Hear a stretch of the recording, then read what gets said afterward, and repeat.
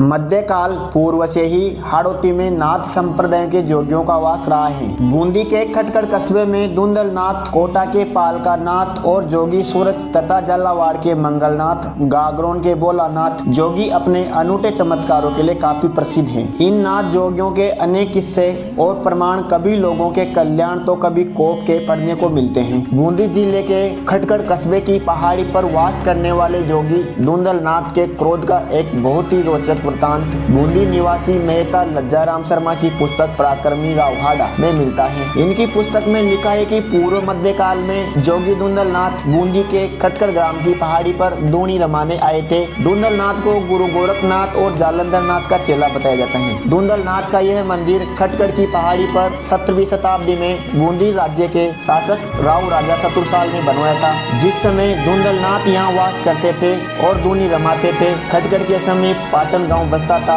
किंतु धुंधल नाथ के चेले को कोई भिक्षा नहीं देता था। वह जंगल से लकड़ियां काटकर बेचता और उसके मोल में अन्न लाकर एक तेलिन को दिया करता था और आटा पीसकर उसे रोटियां दिया करती थी। एक दिन पाटन गांव के लोगों ने शरारत पूर्ण कार्य करके जोगी धुंधल नाथ के चेले के सिर के बाल मुड़वा दिए। जब चेला गुरु के पास पहुंचा तो उसके सर के बाल बूढ़े होने का कारण पूछा। तब चेले ने कारण बताया तो गुरु धुंधल नाथ चेले से बोले, तू गाँव जाकर तेली से कह दे कि वह अपने बाल बच्चों को लेकर गांव पाटन से 4 कोस दूर जा। अब इस गांव का विनाश होने वाला है। जब तेली गांव से दूर चला गया तब धुंधल नाथ ने क्रोधित होकर कहा था, पटन पटन सब डटन और तेली का घर बचन। और उसी समय गरम गरम रेत बरसी और सभी के घर जल गए और सारे मकान रेत में दब गए। कहते हैं कि उस दिन पटन के सभी गाँव का यही हाल हुआ था। अब भी उन खंडरों को खोदने पर राख और उनमें दबे हुए बर्तन ही निकलते हैं। यहाँ पर धुंधल नाथ जी की नीलम की प्रतिमा स्थापित की गई थी जो वर्षों पूर्व चोरी हो चुकी है। दोस्तों, इस मंदिर परिसर में विक्रम संवत 1716 ईस्वी का एक शिलालेख लगा हुआ है जिसमें बूंदी नरेश राव राजा सूरजसाल हाड़ा व सिंधु नाथ जी योगी को दर्शाया गया है।